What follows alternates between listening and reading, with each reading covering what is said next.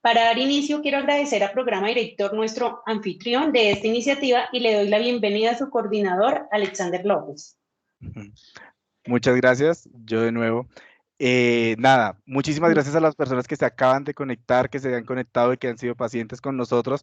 Estamos muy felices de que hayan acogido esta convocatoria y nuevamente les quiero comentar un poco acerca del programa director. Les venía hablando de nuestras masterclass, que es el calendario que tienen en este momento en la pantalla, las que se vienen, pero también quisiera comentarles qué es programa director para los que no lo conocen. Programa director es un sistema de generación de valor para las organizaciones y para todo el entorno, nuestro ecosistema de empresarios y aliados, donde hemos querido, por medio de 8 módulos, formar y profesionalizar el ejercicio de los miembros de junta directiva, todo bajo una plataforma que es 100% online, donde van a poder estudiar al ritmo y a la cadencia que les permita sus ocupaciones diarias, con el fin de poder potenciar las habilidades gerenciales y la toma de decisiones estratégica integral dentro de las juntas directivas.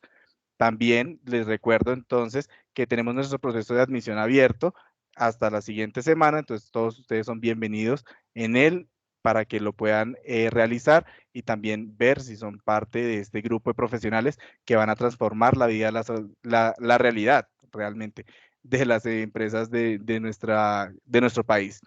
Sin más preámbulos, les quisiera presentar a nuestro conferencista del día de hoy. Él es Wilson Camargo, él es el mentor, de hecho, del módulo de finanzas corporativas del programa director. Él es ingeniero industrial y especialista en gerencia estratégica de costos, control de gestión y finanzas y consultor certificado por Bureau Veritas Internacional. Tiene experiencia en cargos gerenciales de diversos sectores empresariales de bienes y servicios y lo tenemos hoy acá. Wilson, el escenario es todo tuyo. Bienvenido. Muchas gracias, Max. Buenas tardes a todos los empresarios. Quiero agradecer inicialmente al equipo de Family Firm por esta invitación y al equipo de programa director.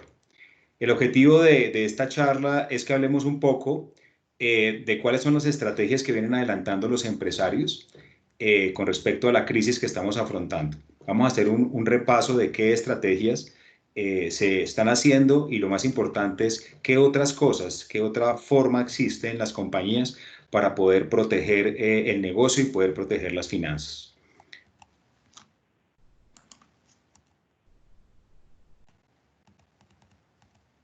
Bien, estos contenidos que vamos a presentar a través del equipo de programa director se lo harán llegar a sus correos. Entonces, dando inicio al tema, con la actual situación donde tenemos una complejidad importante de colaboradores en aislamiento, con una muy baja demanda de productos y un buen número de empresas con las ventas en cero y los costos fijos activos, eso es lo que está, digamos, afectando principalmente el flujo de caja de las compañías, que finalmente es lo que nos permite saber hasta dónde una compañía tiene oxígeno o no tiene. El objetivo es empezar en cada una de sus empresas a cuestionarnos ¿y qué más puedo hacer? O sea, en medio de la situación de pandemia, en medio de las medidas gubernamentales, los decretos que están saliendo todos los días, ¿qué puede hacer el sector empresarial para poder salir adelante y avante de esta situación? Es muy importante mencionar que las estrategias, las recomendaciones por nuestra experiencia que vamos a comentarles durante la charla están enfocadas a cumplir con estos 3 hitos. Lo fundamental es poder mantener la liquidez en las compañías. Es fundamental que todo lo que hagamos esté en pro de diversificar y generar ingresos y también reducir los costos, sobre todo la parte de los costos fijos, que es lo que más genera el ruido en esta situación de crisis. El segundo hito supremamente importante es preservar la continuidad del negocio. Finalmente, somos empresarios de muchos años, o así estemos arrancando una startup o un proyecto, digamos, demasiado joven, empezando, nos está afectando esta situación de crisis mundial de una u otra forma, y el objetivo principal es garantizar la continuidad de negocio. Y el tercer elemento súper importante, súper clave para el gobierno, para proteger a nuestro equipo de trabajo, que es el que tiene el saber hacer, es el que tiene el talento con el cual todas nuestras compañías pueden salir adelante. Entonces vamos a entrar en materia. Vamos a trabajar como 2 grandes bloques, 2 grandes temas. Uno es hablar de la importancia y de la relevancia de tener un cuidado muy especial con el manejo del flujo de caja para poder garantizar esa liquidez tan importante que requieren las compañías en cualquier momento de su operación, no solamente porque estemos en una crisis mundial. Debemos pensar en cómo proteger el flujo de caja, sino básicamente la liquidez es el oxígeno con el cual respira la compañía, y si no tiene ese oxígeno es donde empezamos a tener unas situaciones complejas. Entonces, ese es uno de los temas fundamentales que vamos a abordar. El segundo tema tiene que ver con estrategias financieras asociadas a la crisis, que tienen que ver con el modelo de negocio, con la estrategia que está implementando la compañía, con su gestión comercial hacia el interior de los procesos, qué podemos hacer para revisar costos, gastos, convertir aquellos rubros que son fijos todos los meses, cómo los podemos volver variables, cómo aprovechar al máximo el valor que tienen los activos de la compañía, revisar todos aquellos activos que no generen valor y darle un uso específico a ese tipo de recursos con los que podemos contar. Bien, dentro del segundo ítem, también del segundo punto, vamos a hablar también un poco de aquellas otras estrategias que se pueden utilizar más allá de buscar recomponer el negocio, de reinventarnos, de buscar otros nichos, de lanzarnos con otros productos, etcétera. También el gobierno, ustedes lo han visto últimamente, ha lanzado una serie de decretos que le permiten a las compañías también, con unos mecanismos de tipo legal, de tipo jurídico, acogerse a procesos de reorganización empresarial.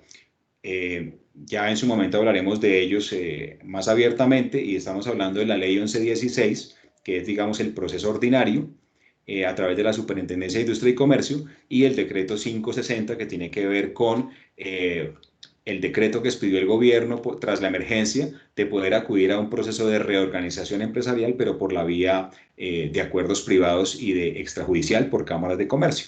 Entonces, en su momento hablaremos de estas figuras. Bien, entonces hay una serie de palabras que se han puesto de moda en los últimos 2 meses, desde el punto de vista financiero, con los bancos, con los proveedores, con los clientes. Hay una frase que ha tomado mucha relevancia a raíz de la crisis en la que estamos, y es acuerdos entre las partes. No existe jurisprudencia asociada a la crisis por COVID-19 o por la pandemia o por la cuarentena decretada por el gobierno. Las normas se han mantenido tal cual. Lo que ha hecho el gobierno es sacar unos decretos para afrontar de forma legal, de forma jurídica, los cambios que se tienen que hacer a nivel social, a nivel de las empresas. Entonces es muy importante que la primera estrategia en la que las empresas deben trabajar es buscar acuerdos entre las partes. Eso tiene que ver con el tema laboral, tiene que ver con el tema de proveedores financieros, de proveedores de servicios, de materias primas, hacer acuerdos con nuestros clientes, y ya empezaremos a mirar en cada caso qué podemos hacer. En materia contractual, ¿qué han estado las empresas revisando en estos últimos 2 meses? Básicamente ha sido un proceso de hacer acuerdos entre las partes, por ejemplo, aquellas compañías que tienen inmuebles en calidad de arrendamiento, que es un costo fijo, indistinto a las ventas, y que por los próximos 2, 3, 4 o 6 meses o lo que resta del año no van a poder operar ni generar ingresos en esos inmuebles. Lo más sensato es hacer acuerdos entre las partes, sentarse con los propietarios de estos bienes inmuebles y llegar a algún tipo de acuerdo. Dentro de nuestros clientes, en temas de consultoría, empresas que apoyamos en temas de junta directiva, ha sido una estrategia supremamente bien recibida, también con un tema de solidaridad muy importante por los dueños de los predios y de los inmuebles, donde en algunos casos se ha logrado, por ejemplo, bajar el canon de arrendamiento en un 30, en un 40 y hasta en un 50%. Establecer unos meses muertos de canon de arrendamiento, y cuando la empresa normalice su operación, se puedan diferir esos meses no pagados en cánones futuros. Entonces, digamos que es un punto muy importante donde las compañías pueden, digamos, atacar ese costo fijo que tanto ruido nos puede generar en nuestro flujo de caja, por no tener, digamos, las ventas que normalmente viene trayendo la compañía. Lo mismo pasa con clientes, lo mismo pasa con proveedores. Yo puedo con mis proveedores hacer unos acuerdos, reestructurar los pasivos que tengo con ellos, hacer unos acuerdos, establecer unas fechas de pago, convenir un suministro de de servicios o de materias primas cuando la empresa pueda empezar a operar de acuerdo pues, a los protocolos de bioseguridad que existen de acuerdo a a la alcaldía de cada ciudad o de cada municipio. En materia laboral, que digamos es uno de los temas supremamente álgidos, supremamente críticos en las compañías, recién se decretó la cuarentena más o menos a mediados de marzo. La primera estrategia que acogieron la gran mayoría de las compañías fue mandar el personal a vacaciones, ya que tuviese sus vacaciones pendientes o darlas por adelantado. Una vez superadas esas dos estrategias, mientras se definía qué iba a pasar con la cuarentena que se fue ampliando poco a poco, las empresas se vieron en la necesidad de acogerse a otro tipo de estrategias, con el mismo concepto de generar acuerdos entre las partes, entre la empresa y su equipo de trabajo.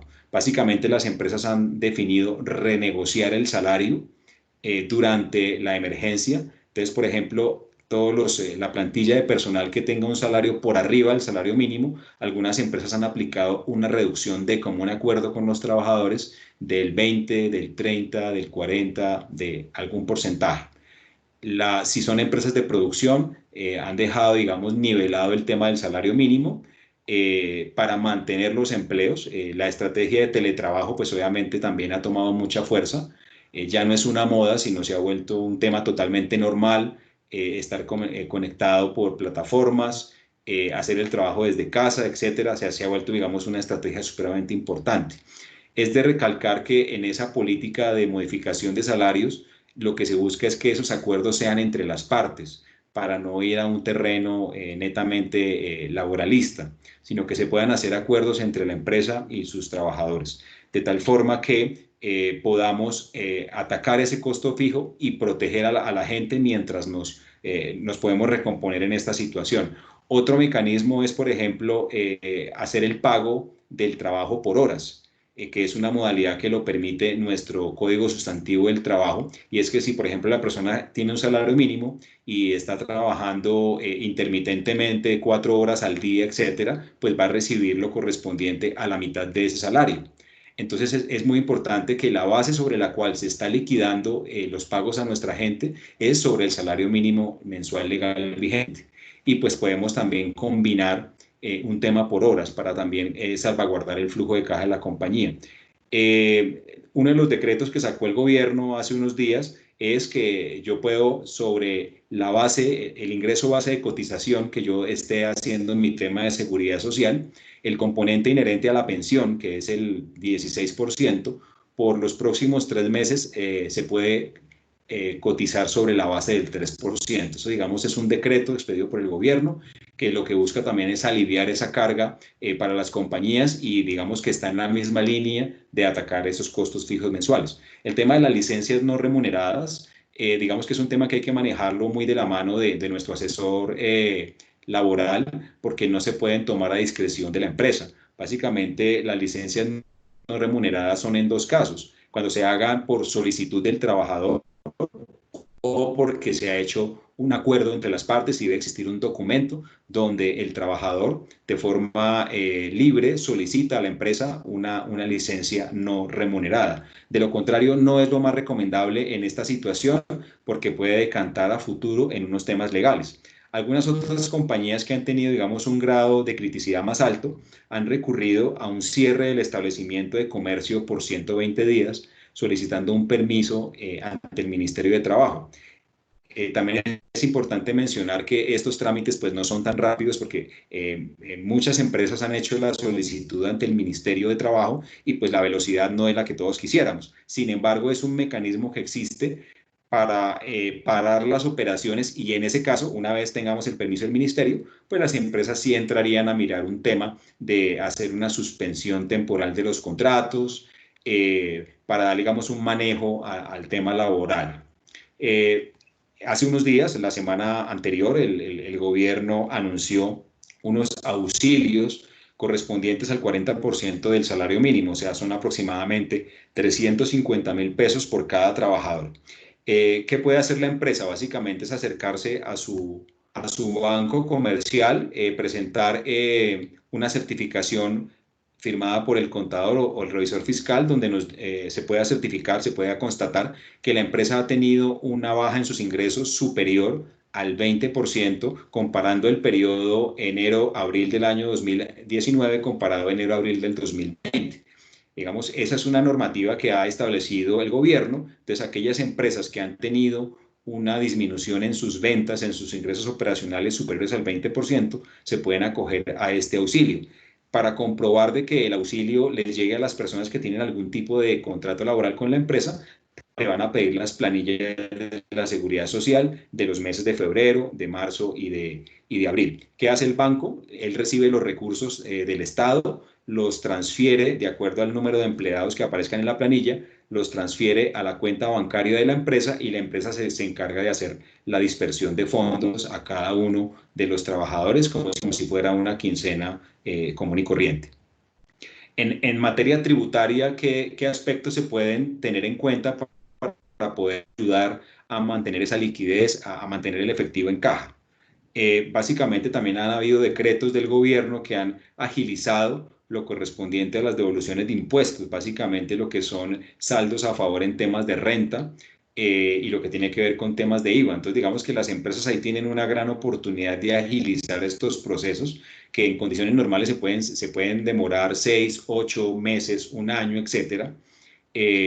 Ahora se puede hacer en un promedio de tiempo de 3 meses, que es lo que ha anunciado la DIAN. También es importante mencionar de que muchas empresas obviamente están haciendo la solicitud de la devolución y eso puede generar algunos tiempos adicionales, pero es una forma también de buscar liquidez para nuestro flujo de caja en las compañías sin tener que recurrir a gastos o a costos de tipo financiero. Otra figura es la compensación. Si yo, por ejemplo, tengo impuestos a pagar asociados con IVA, por ejemplo, tengo por un lado que pagar el cuatrimestre del IVA, pero por el otro lado tengo saldos en la renta, pues yo puedo hacer un cruce de esas cuentas, que es lo que básicamente se conoce como una compensación de impuestos.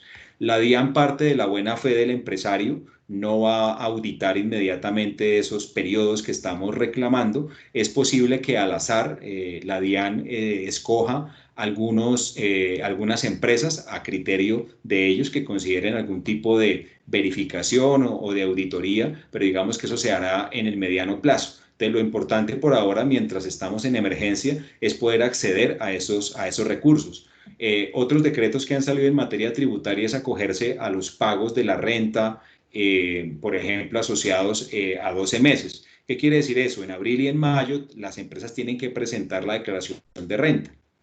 Hay algunas empresas que han tenido alguna confusión en eso y consideran que porque me dieron un plazo para pagar la renta, me están dando un plazo para liquidar los impuestos. Y digamos que eso es muy importante aclararlo, es que el calendario tributario, las fechas de presentación de los impuestos no han cambiado. Lo que ha cambiado es el pago, que yo lo puedo hacer en 2 cuotas. Ahora el tema de renta se puede hacer en 2 cuotas. Entonces digamos que desde ese punto de vista también las empresas pueden apalancarse un poquito tributariamente para traer esos recursos tan importantes que necesitamos para la empresa en este momento. Ahora, desde el punto de vista de mejorar las finanzas de la compañía, pues obviamente el principal rubro es cómo poder generar ingresos, teniendo en cuenta que mi operación principal por temas de cuarentena no estoy dentro de los 38 sectores que inicialmente podían continuar laborando. Entonces, en tema comercial, ¿qué hemos visto en las empresas y cuáles son como los tips que queremos dar en esta charla?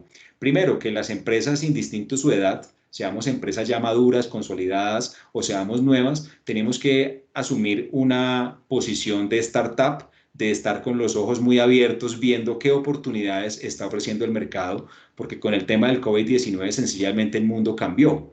Todo aquello que era obvio en nuestra sociedad hoy día ya no es tan obvio. Cosas que no eran tan importantes ahora son totalmente vitales. Entonces es muy importante que en la empresa se establezca una especie de comité de crisis liderado por la gerencia, por el área comercial, por el área administrativa, por el área financiera, y que busquemos de lo que está pasando en el mercado, qué se puede convertir en una oportunidad para la empresa. Por ejemplo, el tema de la venta online, todo el tema de la digitalización, todo el tema de virtualización de procesos y productos, digamos que está a la orden del día. Eso, digamos que webinars, capacitación en ese aspecto, pues hay muchísimo. Hay muchos cursos abiertos, hay muchas plataformas gratuitas que le permiten al empresario revisar su modelo de negocio con respecto al uso de Internet y cómo este nuevo mundo después de COVID-19 nos obliga a que la relación con nuestros clientes se haga más estrecha a través de los canales digitales. También es muy importante mencionar que con las empresas que estamos trabajando están aplicando el concepto que denominamos resiliencia y metamorfosis empresarial.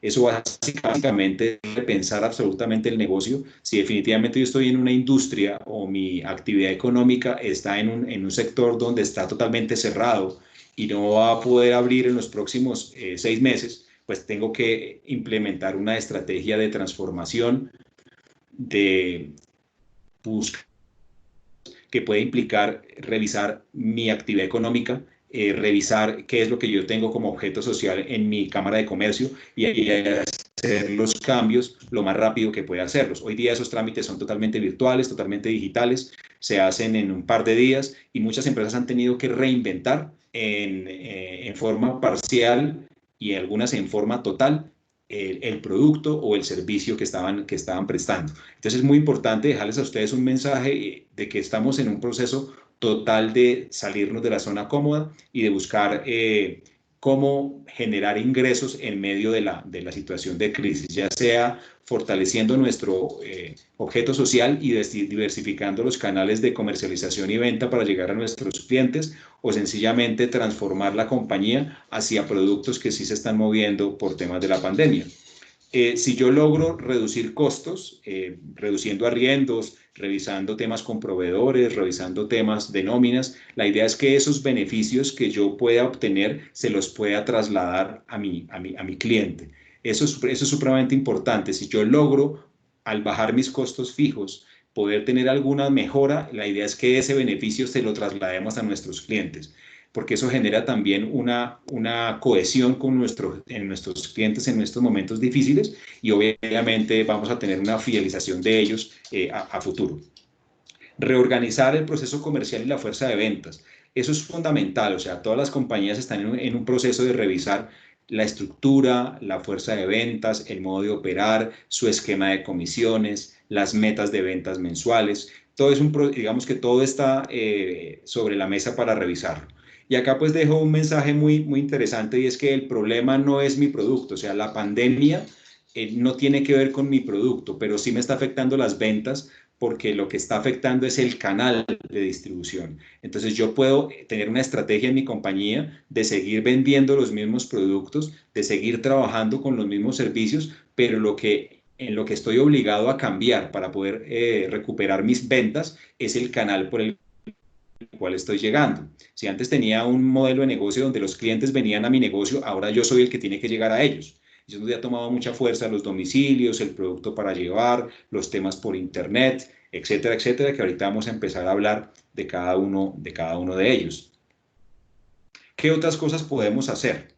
Digamos que a nivel de productos y servicios, acá queremos compartirles algunos productos y servicios que muchas empresas han acogido dentro de su portafolio, ya porque pertenecen tradicionalmente a ese objeto social o porque la necesidad los ha llevado a diversificar y a generar otros ingresos. Entonces, por ejemplo, el tema de los tapabocas de tipo quirúrgico, pues obviamente también hay algún grado de saturación, hay una altísima demanda, pero también por otro lado hay un tema de saturación, hay un tema de especulación de precios y muchas empresas lo que han hecho es salirse un poquito de ese carril y también generar tapabocas que tengan valor agregado, que tengan diseño en diversos materiales, de cuero, de tela, con filtros, etcétera, etcétera, porque el tapabocas se volvió ahora un accesorio adicional dentro de nuestra indumentaria diaria. Vamos a tener que convivir con estos temas un tiempo, no sabemos cuánto, y pues muchas empresas han visto que este tipo de productos que ya se volvieron de primera necesidad, ahora que pues ya se empiezan a aperturar todos los temas en la economía, que vuelvan los chicos al colegio en un par de meses, si así se dispone. Entonces el tema del tapabocas se volvió de uso totalmente obligatorio dentro de los protocolos de bioseguridad y se va a volver un accesorio para las personas. Entonces obviamente hay un mercado importante.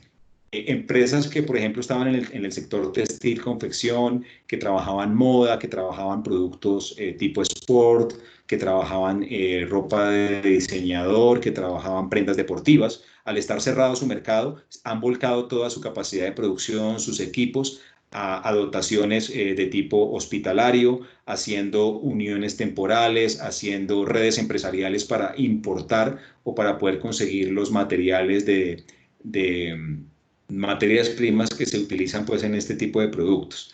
Productos asociados a la bioseguridad que tienen que ver con señalización, con productos de lavado, de desinfección, con productos totalmente relacionados con evitar el contagio, etcétera, etcétera. Muchos laboratorios cosméticos, laboratorios farmacéuticos, empresas que se dedican a dispositivos médicos han volteado toda su capacidad comercial, toda su logística a atender este mercado que tiene una altísima demanda.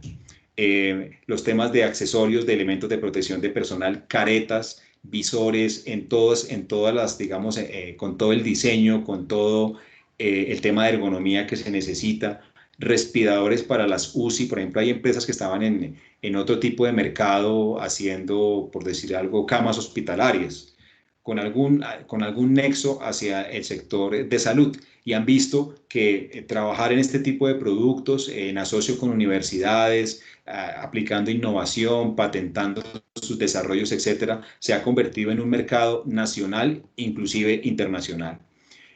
Algunas empresas, por ejemplo, de arquitectura, conocemos una empresa en Cali, por ejemplo, que su core business está enfocado a hacer domos, a hacer pérgolas, hacer, digamos, algunos tipos de acabados muy interesantes para edificios, para centros comerciales. Al estar ese negocio en cero, pues lo que han hecho es reconvertir todo su proceso de producción a hacer hospitales de campaña, carpas, etcétera. También hay un caso muy, muy sonado acá en Colombia, una aerolínea que está utilizando los aviones que tienen silletería de pasajeros y le están utilizando para movilizar carga, equipos de salud. Digamos que están viendo la opción de por lo menos tratar de compensar en alguna proporción su costo fijo. Entonces les ha tocado reinventarse en ese sentido. En lo que tiene que ver con moda, vestuario y accesorios, muchas compañías están elaborando chaquetas con gorra, con el tapabocas incorporado, para niños, para damas, para caballeros, una chaqueta para cada día en la semana, fácilmente lavable, o sea, vas a trabajar, llegas a tu casa, la lavas, etcétera.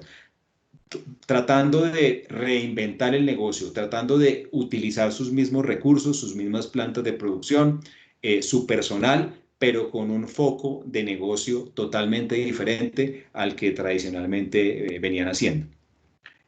Aquí también hay algo importante, en alguna empresa reconocida lo vimos, y es que, por ejemplo, si yo tengo una cantidad de trabajadores que los tengo cesantes, no puedo operar por la especialidad de mi negocio, pero tengo un socio estratégico que puede utilizar esa mano de obra. Hay empresas que han hecho esos acuerdos, o sea, yo suspendo el contrato laboral de la persona acá y la empresa aliada lo contrata por 3 meses, por 6 meses, por el tiempo que se necesite. Y luego al final esas personas retornan a mi nómina. Entonces digamos que esa es una estrategia de mirar un poco con mis pares, con mis aliados, con empresas vecinas, ¿yo qué puedo hacer? Si yo tengo la nómina y no la puedo pagar, no quiero y no puedo despedir a las personas, pero hay otra empresa que los puede utilizar parcialmente y sí le puede generar algún ingreso a esas personas. Entonces, digamos que ese se vuelve también un tipo de estrategia.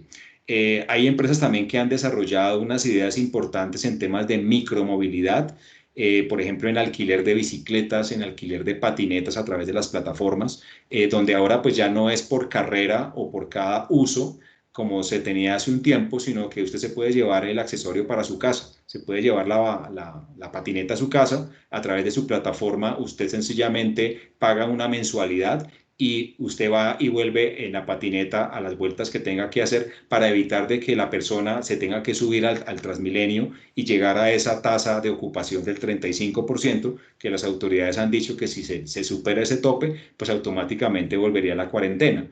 Entonces, digamos que en medio de esa dificultad, de esas normativas, de esa situación que está, han nacido unas oportunidades de negocio importantes para poder generar un ingreso diferente a mi empresa y poder generar liquidez y flujo de caja.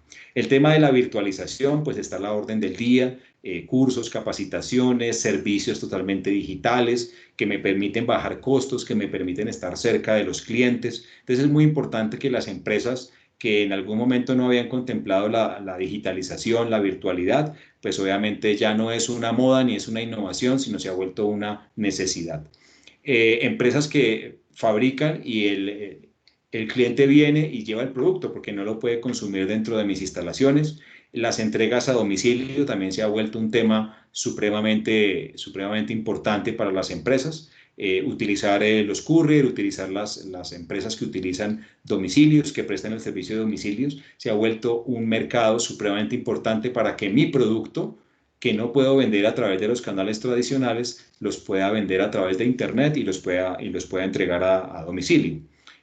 Material impreso, por ejemplo, para prevención de todo el tema del COVID, todo el tema de protocolos de bioseguridad, de empresas de artes gráficas, por ejemplo, que el tema editorial aún no ha arrancado y se puede demorar unos días en iniciar, han hecho, digamos, una reconversión de sus procesos, de sus equipos, aplicando diseño gráfico, etcétera, para poder atender de alguna forma desde su producto de artes gráficas cosas que estén asociadas a los temas de la crisis y a los temas de la pandemia. Entonces, estos son algunos de los ejemplos que digamos, hemos recabado en empresas en las cuales trabajamos y asesoramos, que les ha permitido de alguna forma reconvertir su portafolio, generar nuevos ingresos, reducir de alguna forma esos costos fijos y convertirlos en variables.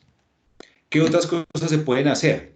Digamos, aquí existe una opción importante y es que también se puede evaluar dentro de mi estrategia el tema de buscar fusiones, de buscar joint venture, que es juntarme con empresas que están en el eslabón anterior o en el eslabón siguiente a mi negocio, buscar alianzas, cómo nos podemos integrar, cómo nos podemos asociar para reducir los costos. Muchas compañías se han juntado 3 compañías para poder coger todo el tema administrativo y poder reducir y quedarme con una sola unidad administrativa que le preste servicio a las 3 empresas. Automáticamente ahí estoy rompiendo el costo fijo y eso permite que la compañía pueda de alguna forma evolucionar con obligaciones y la parte operativa sigue funcionando tal cual, pero los costos fijos los estoy atacando de esa manera. Otra opción es buscar socios. Muchas compañías dicen, tengo una muy buena idea de negocio, llevo 4 o 5 años, yo puedo recurrir a una figura del crowdfunding, por ejemplo, que es muy conocida, donde yo puedo conseguir muchos inversores de pocos montos que quieran invertirle a mi negocio. De pronto puede resultar muy complejo un solo socio que le aporte X volumen de capital a mi empresa, pero sí puedo conseguir varios socios o muchos socios que con pequeños aportes de capital puedan apalancar mi negocio. Entonces, esa es otra posibilidad también para salir adelante. Estamos en un proceso de innovación forzosa y de una adaptación y de una resiliencia y una metamorfosis inmediata a la situación actual.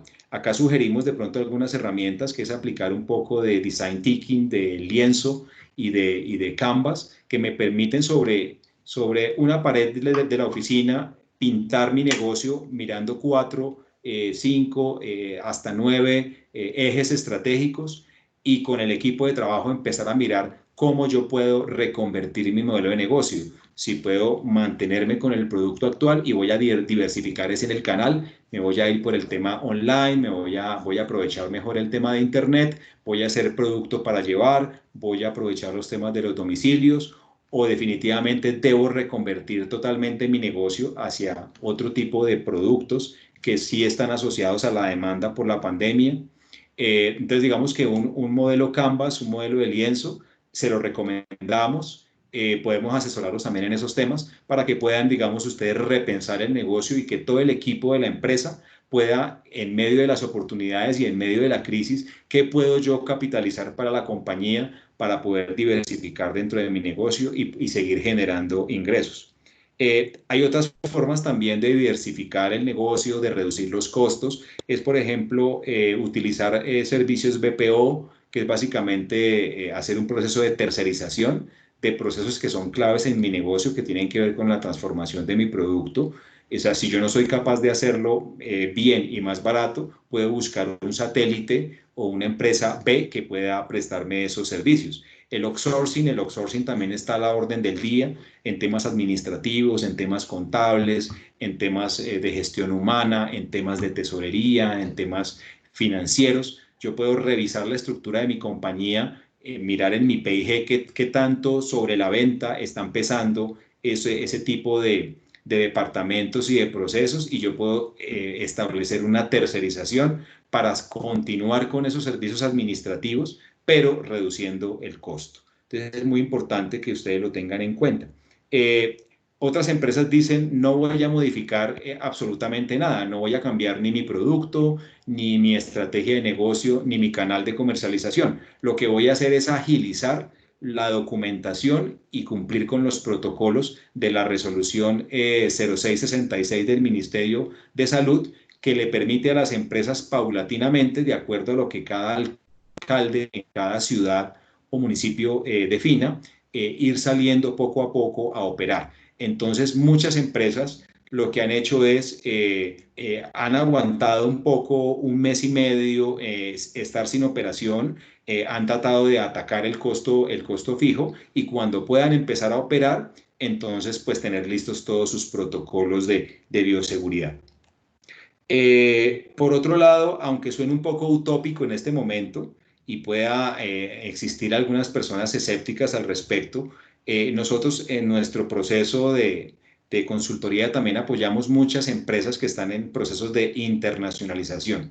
Así las fronteras estén cerradas, se estén exportando algunas cosas con mucha excepción, llegará el momento donde esto tiene que tomar un dinamismo con todos los temas de seguridad que exigen los protocolos, pero la idea es que las empresas también puedan visionar un poco hacia afuera. ¿Yo qué puedo hacer? Si en el mercado actual no soy rentable, los costos son demasiado altos, hay demasiada competencia, etcétera, etcétera, yo puedo también evaluar un proceso de internacionalización que puede generar también una rentabilidad, que puede generar otro tipo de ingresos. Hay algunas empresas que han seguido exportando, y simplemente por casualidad, la tasa de cambio ha subido a niveles de 4.000, de 3.900 pesos, y eso les ha parecido. Gracias. Okay. Dentro de las otras estrategias que podemos hacer, hay que revisar muy bien el realizable que tenemos en la compañía. Cuando hablamos de esos activos corrientes que yo tengo en mis estados financieros, básicamente estoy hablando de la caja, estoy hablando de la cartera y estoy hablando del inventario, que son esos tres rubros del activo corriente que yo puedo convertir en dinero muy rápidamente para poder atender un tema de liquidez. Muchas compañías han hecho procesos de venta de su cartera, de operaciones de triangulación, endoso de facturas, factoring con algunas entidades de segundo piso, como Bancoldex, por ejemplo, ha abierto algunas líneas para las empresas que puedan, digamos, con su cartera hacer un proceso de liquidez y con un costo financiero que obviamente tienen estas operaciones, poder acceder a ese efectivo. Lo mismo puede pasar con los inventarios. Tengo, digamos, un camino que es realizar ese inventario. Digamos, algunas empresas tuvieron que parar su producción el 20 de marzo, pero tenían algunos productos en stock. Lo que han hecho es vía internet, generando promociones, aprovechando algunas festividades, Día de la Madre, etcétera, mover esos inventarios. Puede que no al precio tradicional, con la rentabilidad normal, de pronto sacrificando algo en el precio, pero finalmente es más barato tener esos inventarios traducidos en ventas y cartera que tenerlos totalmente congelados. Otras empresas han recurrido, por ejemplo, a la reconversión de activos fijos en efectivo. ¿Esta figura en qué consiste? Un leaseback, se puede hacer un leaseback con los inmuebles que sean propiedad de la empresa, llámese oficinas, llámese locales, llámese bodegas, digamos, la bodega es propiedad de la empresa, la tengo como un activo fijo y la estoy depreciando normal, era una hipoteca o un leasing que lo terminé de pagar, ya es propiedad de la compañía. Entonces muchas empresas dicen, bueno, hagamos un leaseback o una figura de retroleasing. Es, yo tengo un inmueble, voy al banco, hacemos un retanqueo de una operación de leasing, me quedo con el inmueble porque nuevamente entra en un proceso de leasing financiero y me quedo con el efectivo. Ya con ese efectivo, pues puedo tomar decisiones de inversión, de cubrir costos fijos, de digitalizar mi negocio, etcétera, etcétera. Entonces es una figura muy interesante que los empresarios pueden tener, digamos, como una de las estrategias en este momento es con esos activos que yo tengo, ¿cómo puedo volver eso caja sin necesidad de venderlo? Sino sencillamente me quedo con el activo en una figura de leasing financiero y me quedo con el efectivo, con el cash, con el producto de esa transacción y poder hacer inversiones o poder cubrir otros pasivos, etcétera, etcétera. Digamos que ahí con esa figura del leaseback hay muchas operaciones que se pueden hacer. La otra opción es la opción normal de vender algunos activos para sanear pasivos. Algunas empresas pues han aplicado esta estrategia de forma general. El ítem que sigue, acudir al crédito bancario, desde mi opinión muy personal, considero que es la primera opción que de pronto se le plantea al empresario, pero considero que no es ni la única ni debería ser la última. Y por esa razón en esta ponencia, en esta presentación, el tema de crédito financiero lo he dejado casi para lo último. ¿En qué sentido? De que en lo que hemos avanzado de la conversación, hay muchas otras alternativas a las cuales yo puedo acudir antes de ir a un tema de endeudamiento. Muchas compañías que han hecho asumir nuevos créditos o los alivios que de pronto estatalmente se han ofrecido a través de banca de segundo piso con unas tasas más baratas, con unos periodos de gracia. Algunas empresas se han acogido a esa figura, pero considero yo que están aumentando el riesgo en el mediano y en el largo plazo. Así tengan un respaldo de Fogafín y todo ese tipo de cosas que se anuncian en los diferentes decretos. Yo considero que las finanzas de la compañía se pueden manejar, digamos, en medio de la complejidad en la que estamos, pero se pueden recurrir a otras estrategias de diversificar el ingreso, de bajar los costos, de buscar socios, de buscar aliados, de reinventar mi negocio, de generar ingresos en una línea nueva de negocio, tercerizar cosas. Que me pueden generar caja para poder de alguna forma mantenerme durante la crisis y de pronto sobre la parte posterior que va a haber después de la pandemia, obviamente, y de la cuarentena, pues ahí habrá un proceso de recuperación, un tiempo de recuperación que se puede demorar un tanto. Entonces el tema de los créditos es una opción válida, pero como les digo, habría que agotar otras alternativas antes. Dentro de ese proceso, si digamos esta es una estrategia que puede utilizar la compañía, algunas compañías lo que han hecho es recurrir a estos créditos de segundo piso con unas tasas más económicas para tratar de revisar todo su pasivo. Aquí el objetivo es, si yo tomo esos pasivos, es para reestructurar el pasivo de la compañía y no sencillamente para asumir nueva deuda, que ese es como el mensaje que les quiero transmitir acá. Es muy importante, si esa es la vía, sí tomar esos créditos, pero no aumentando la deuda, sino aprovechar esas nuevas condiciones financieras y de respaldo que puede otorgar el gobierno en algún momento para poder apalancar todo mi pasivo. También es importante mencionar que si alguna empresa por X o Y circunstancia ya venía con alguna situación de liquidez, pues obviamente la pandemia lo que hizo fue agudizar esa situación. En ese caso, pues las empresas tienen que moverse muy rápido a reinventar el negocio, a desinvertir, a revisar en qué otro mercado, con qué otro producto, con qué otro canal yo puedo salir a atender a mis clientes, y eso es una situación que tiene que atenderse desde un comité de crisis, que básicamente es la gerencia, sus directores, el equipo asesor, los dueños de la compañía. Ese comité de crisis, digamos, es quien tendría el liderazgo y la responsabilidad de hacer esa reconversión empresarial lo antes posible. Otro mecanismo u otro recurso que nos queda y que lo habíamos mencionado al inicio tiene que ver con los temas de la reorganización empresarial. Hace algunos años se hablaba de la ley 550, que después dio paso a la 1116. Este es un mecanismo que, digamos, también está disponible dentro de las diferentes estrategias para poder afrontar la crisis. El decreto 1116 lo que busca es que en un proceso que puede durar entre 6 meses o un año, básicamente hay un proceso de congelación de esas obligaciones que pueda tener la compañía. La autoridad o el ente competente que hace, digamos, la mediación entre la empresa que se está reorganizando y su grupo de acreedores, llámese proveedores, bancos, etcétera, es la Superintendencia de Sociedades. La Superintendencia de Sociedades analiza el caso, nombra que es como una persona que va a velar que los acuerdos a los que se lleguen se cumplan al pie de la letra.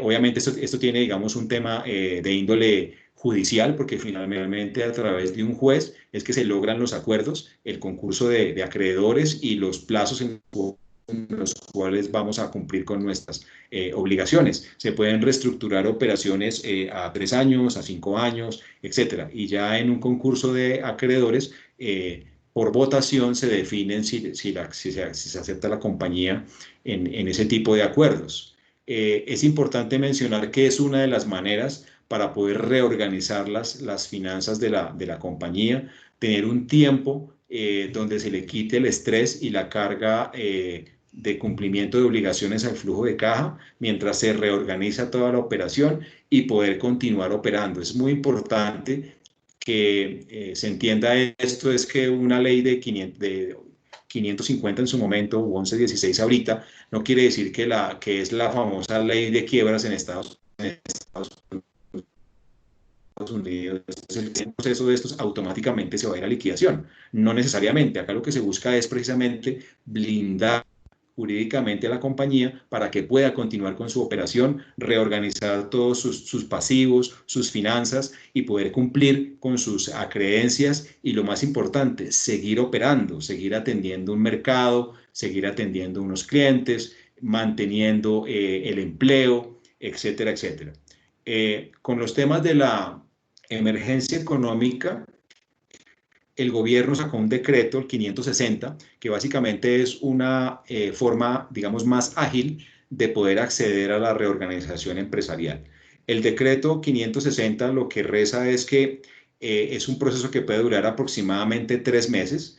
El gobierno lo que más o menos estimó es que aproximadamente una vez saliera el decreto, que salió ahora a mediados de abril, cerca de 2.700 solicitudes iban a llegar en fila a la Superintendencia de Sociedades. Entonces, en ese momento lo que plantearon fue, para no saturar el proceso a través de la vía ordinaria, vincularon a las cámaras de comercio, donde las cámaras de comercio van a cumplir las funciones de lo que hace la Superintendencia de Industria y Comercio como un amigable componedor, mediador entre las empresas que acojan la reorganización empresarial y sus acreedores. Ellos la empresa a través de la Cámara de Comercio puede hacerlo de 2 maneras. Uno, haciendo un acuerdo privado, es decir, a través de la Cámara como mediador, yo llamo a mis principales acreedores, ya sean proveedores de servicios, proveedores de materias primas e insumos,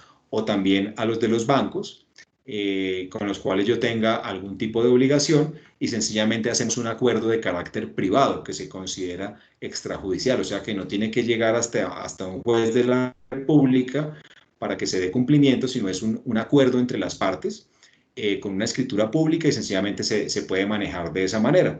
La otra manera es hacer una reorganización empresarial con todos mis proveedores y acreedores, donde la mediación y el acompañamiento administrativo y jurídico pues lo haría la Cámara de Comercio. Entonces es supremamente importante que las empresas pues conozcan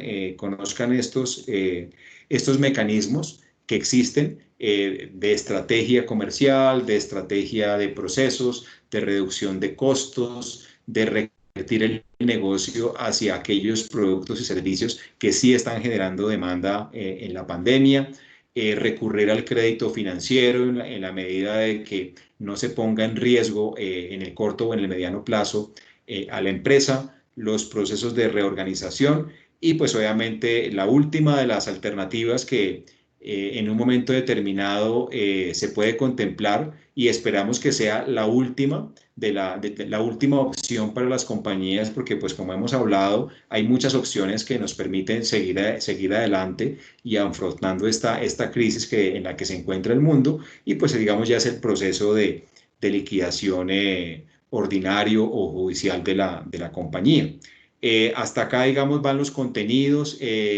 Quisiéramos, si de pronto por el chat existen algunas preguntas de los empresarios, para con mucho gusto responderles. Muchas gracias, Wilson, por toda esta información. Abrimos el espacio para las preguntas del público. Por favor, escriban sus preguntas en el chat para que Wilson las pueda resolver. Tenemos un tiempo limitado, así que procuraremos dar las respuestas a la mayor cantidad de inquietudes que tengan. Wilson, entonces, de acuerdo a lo que tú estabas diciendo, mientras las personas se animan aquí a escribirnos, sé que ya hay unas que tenemos aquí pendientes, ¿tú recomiendas más la 1116 o la 560? Creo que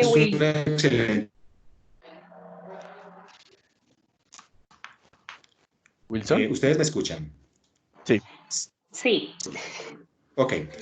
Muy bien, la pregunta es supremamente importante. ¿Qué le conviene más a una empresa? ¿Ir a acogerse a una ley 1116 o acogerse al decreto 560? La respuesta depende mucho de cada compañía. Me explico, si la compañía puede en un mediano plazo, por ejemplo, en un año, en un curso de 1 o 2 años, poder desarrollar una nueva línea de negocio, reconvertir el negocio comercialmente que me genere unos ingresos para poder atender todas mis solicitudes, yo me iría por una 1116 por el canal ordinario, indistinto que haya pandemia o no haya pandemia. En el caso de empresas que de pronto tengan unas acreencias menores y que en un corto plazo puedan resolver sus pasivos con sus acreedores, sería interesante entonces un 560. Entonces digamos que está asociado también a la inmediatez de la insolvencia, pero también al volumen de obligaciones que tenga la empresa. Si es un volumen importante y yo necesito tiempo para poder reconvertir y organizar mi empresa, que es una empresa mediana grande, me iría por un 1116. Puede flexibilizar más los acuerdos con los proveedores.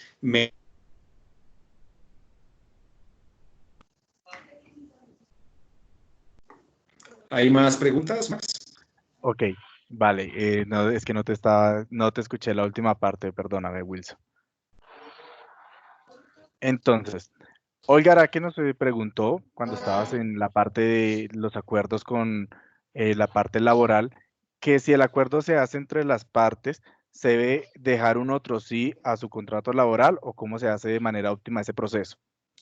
Sí, básicamente hay que dejarlo por escrito.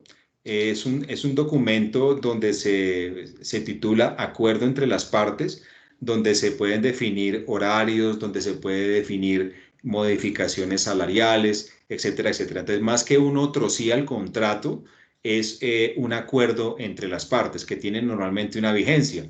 Muchas compañías lo han hecho por 3 meses o indicando dentro del documento que es mientras dure la emergencia económica.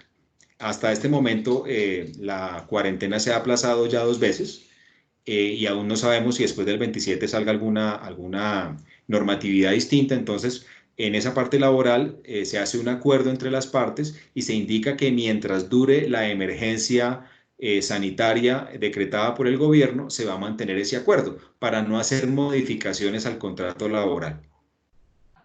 Ok, listo. Antonio López nos preguntó, el objetivo es poder disminuir los costos fijos y tratar de pasar más costos variables a costos, pasar más costos a variables para aliviar el flujo, ¿sí? ¿Eso es posible lograrlo en el corto tiempo? Pensaría que con este ajuste toma tiempo y estamos ante una situación de acción rápida. Sí, totalmente de acuerdo con la persona que nos hace ese aporte. Aquí la estrategia es convertir costos fijos en costos variables. Algunas empresas lo pueden hacer relativamente más rápido que otras. Cuando mencionábamos al inicio de la charla de buscar esos acuerdos entre las partes, reducir arriendos, administraciones, servicios públicos o entregar locales que definitivamente sé que no van a operar o no vendían o venían o no eran rentables antes de la pandemia, esas son las decisiones que hay que tomar muy rápido para poder atacar esa base de costo fijo. Lo que hablamos en tema laboral también ayuda a sopesar ese costo fijo de una forma mucho más rápida. Ok, Wilson, muchas gracias. Jaime Orozco nos pregunta, ¿cómo podría apoyar la ley de insolvencia con los temas que mencionó el gobierno hace poco? ¿Eso sería una estrategia viable en este momento? Sí, digamos que han salido muchísimos decretos, hay que estar muy pendiente, como les decía, hay que conformar un comité de crisis en la empresa para que estemos todos muy con las antenas puestas a cada decreto, a cada norma, a cada alivio, a cada beneficio, porque todos los días están saliendo decretos. Entonces, los primeros decretos salieron en función del crédito, en función de buscar líneas de crédito blandas para los empresarios, para poder cubrir salarios, para cubrir costos fijos, para no despedir al personal y luego posteriormente salieron auxilios y luego al final están hablando de los temas de insolvencia. Entonces obviamente van saliendo muchas cosas. Antes de tomar cualquier decisión, pues la idea es que el comité de crisis evalúe todas las variables que hay ahí y qué es lo que realmente le conviene a las compañías. Y pues para eso también están los miembros de junta, los consultores, los asesores, que también ayudamos a orientar a las empresas en esas decisiones. En medio de toda esa casuística que hay ahí, qué es lo que más le conviene a la empresa y qué pro y qué contra tiene cada cosa. Ok, muchas gracias. Roberto Cadena nos pregunta, ¿podría explicar mejor ese tema del leaseback? Sí, claro, el leaseback es una figura de leasing donde yo tengo un activo que puede ser un bien inmueble, puede ser maquinaria de equipo, pueden ser vehículos, bodegas, que son propiedad de la compañía. Por la situación de la crisis, yo puedo ir al banco y de hacer una operación de venderle al banco esos activos y que el banco automáticamente me los arriende. Entonces, en ese orden de ideas, si yo le vendo el activo al banco y automáticamente el banco vuelve y me lo arrienda, entonces yo me quedo con el activo, lo sigo usando, llámese bodega, vehículos, maquinaria, locales, oficinas, lo que sea necesario, me quedo con ese activo, lo uso dentro del objeto social de mi empresa, pero el banco me hace un desembolso por el valor de esos bienes. Entonces yo puedo recurrir a esa figura para poder tener capital de trabajo fresco sin tener que prescindir de los activos donde funciona mi empresa. Entonces digamos que es una figura dual que me permite mantenerme con el activo vía arrendamiento, pero me quedo también con el flujo de caja necesario para poder apalancar mi flujo de caja o hacer otras inversiones o cubrir costos o reconvertir otros pasivos. Ok, espero Roberto que te haya quedado un poco más claro el tema. Vamos con Gloria Narváez. Dice, acogerse a la 1116 no considera que puede afectar la empresa en su relación con los bancos. Esta situación pone nerviosos al sector financiero cuando se encuentran en este proceso.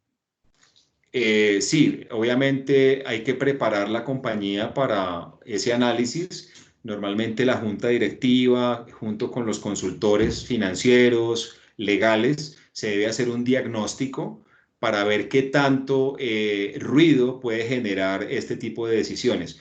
Es muy claro lo que dice la persona. Una empresa en 1116 puede generar algún tipo de ruido frente a los proveedores y frente a los bancos. No obstante, es una figura que se puede utilizar de forma previa a que se entre en una línea de incumplimiento. Eso pone todavía más preocupados a los proveedores cuando pasa y pasa el tiempo y las obligaciones no son pagas oportunamente.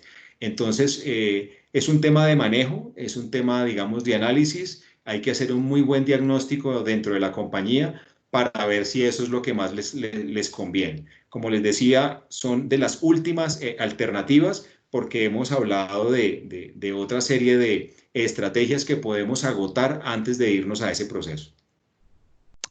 Ok, Wilson, agradecemos muchísimo. No tenemos más preguntas en el chat, entonces yo creo que por hoy vamos súper bien. Muchísimas gracias a ti por tu participación, por traernos todo este conocimiento y por ponerlo al servicio de toda esta red de empresarios y aliados que tenemos en nuestra plataforma de programa director. Ok, de nuevo muchas gracias Max, a todo el equipo, agradecerle a los empresarios por habernos escuchado. El objetivo es obviamente en medio de toda esta situación darles a ustedes tips importantes para que los puedan implementar cuanto antes en sus organizaciones. Y de nuevo muchas gracias por la invitación. Con mucho gusto, Wilson. Mm. Entonces, Patricia, muchísimas gracias también a ti por haber moderado el día de hoy nuestra sesión. Agradecemos a todos los asistentes y esperamos poder contar con su presencia nuevamente dentro de 8 días, que estaremos hablando acerca de toda la parte de aspectos jurídicos que se deben tener en cuenta a la hora de innovar o de incurrir en el mundo del e-commerce. A todos nuestros asistentes, muchísimas gracias y que tengan una feliz tarde. Muchas gracias a todos. Feliz tarde, que estén muy bien. Gracias, Wilson. A ustedes mil gracias. Feliz tarde para todos. Gracias. Jaime nos da las gracias por la charla, Jaime Orozco, Antonio López también, que muchísimas gracias por las recomendaciones.